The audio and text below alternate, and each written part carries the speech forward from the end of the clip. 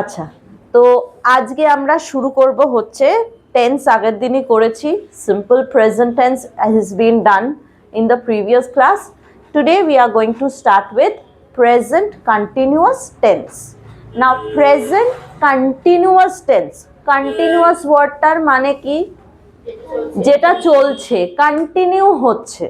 তো present continuous tense মানে তাহলে কি হয়ে যাচ্ছে? প্রেজেন্টে যেটা কন্টিনিউ হচ্ছে, প্রেজেন্টের যেই অ্যাকশনটা কন্টিনিউ হচ্ছে।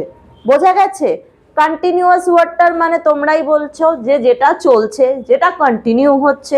তাহলে প্রেজেন্ট কন্টিনিউয়াস টেন্স মানে প্রেজেন্টের অ্যাকশন যেটা কন্টিনিউ হচ্ছে সেটাকেই আমরা প্রেজেন্ট কন্টিনিউয়াস টেন্স বলে থাকি। সো প্রেজেন্ট কন্টিনিউয়াস টেন্সটা খুব ইজি। ওকে, তো প্রেজেন্ট কন্টিনিউয়াস টেন্স মানে যেটা চলছে এবং যেটা চলে যাচ্ছে অনেকক্ষণ ধরে। যেরকম এখন তোমরা ইংলিশ ল্যাঙ্গুয়েজ ক্লাস করছো, এটা কিন্তু present continuous tense. You are doing your English language class, ঠিক আছে? তো এটাকে আমরা প্রেজেন্ট কন্টিনিউয়াস টেন্স বলি। তো প্রেজেন্ট কন্টিনিউয়াস টেন্সে ভার্বস কীরকম কি আসে অ্যাকর্ডিং টু দ্য সাবজেক্ট, সেটা যদি আমরা দেখে নিই তাহলে আর আমাদের কোনো অসুবিধা থাকবে না। So let's move on to how to what are the verbs that generally come for our present continuous tense. সেন্টেন্সটা দেখো, সবার আগে এখানে লিখে দিয়েছি means that the work or action taking place now, or এখানে লিখে দিতে হবে continuing or continuing, ঠিক আছে? আচ্ছা, এইবার আমরা দেখব যে আমাদের কোন ভার্বস গুলো আসে ইন প্রেজেন্ট কন্টিনিউয়াস টেন্স এবং কিভাবে। সাবজেক্ট যদি আই থাকে, আই অ্যাম রিডিং নাও, মানে আমি এখন পড়ছি। সাবজেক্ট যদি আই থাকে, ওর পর আমরা অ্যাম আনবো। সাবজেক্ট আই, আমরা অ্যাম আনবো। তারপরে একটা ভার্ব আসবে, দেখো সেটা রিড। রিডের সাথে আইএনজি অ্যাড করে রিডিং।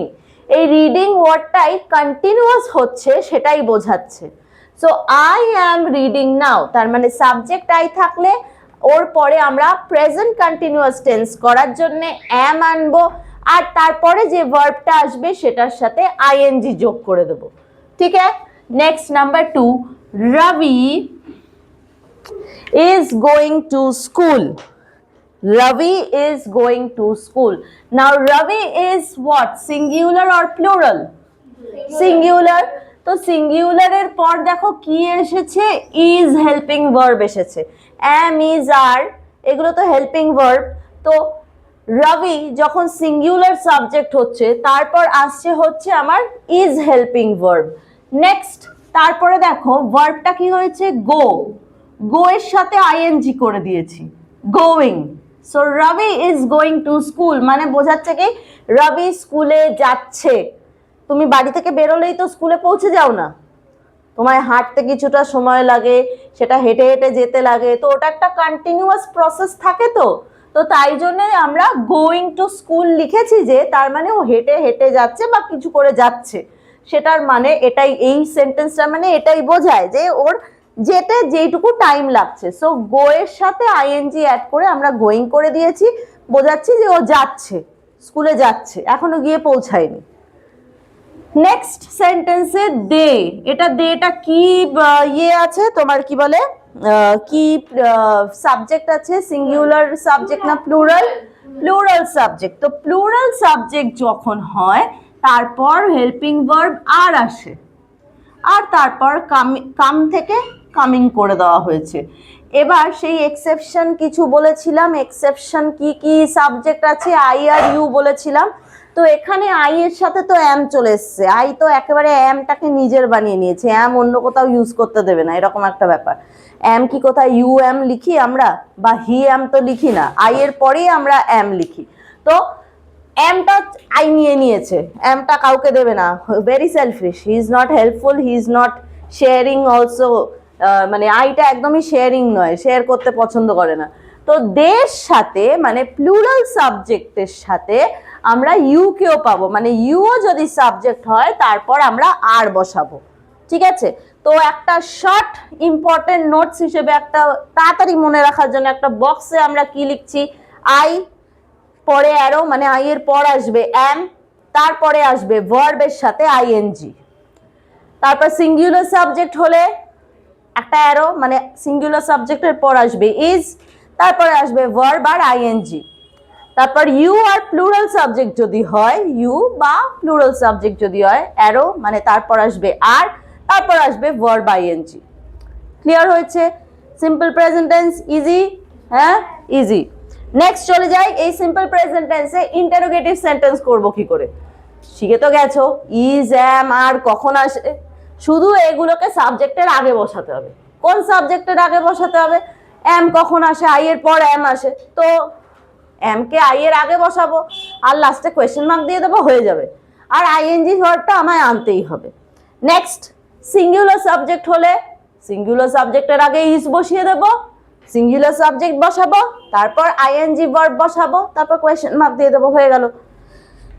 নেক্সট প্লুরাল সাবজেক্ট থাকুক বা ইউ থাকুক, তার আগে আমি আর বসাবো, তারপরে প্লুরাল সাবজেক্ট বসাবো, আইএনজি ওয়ালা ভার্ব বসাবো, কোয়েশ্চেন মার্ক দিয়ে দেবো, হয়ে গেল।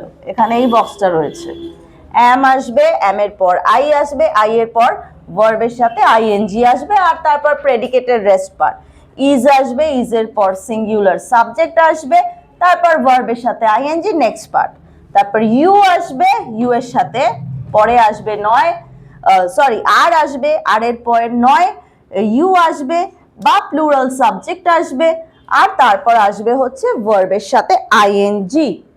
নেক্সট ওইদিকে চলে যাওয়া হচ্ছে নেগেটিভ সেন্টেন্স। সেম, খুব ইজি। একবার যদি এমনি টেন্সের তুমি সিম্পল প্রেজেন্ট কন্টিনিউয়াস টেন্সটা এমনি বুঝে যাও, তাহলে গিয়ে তোমার এইটা বুঝতে অসুবিধা হবে না।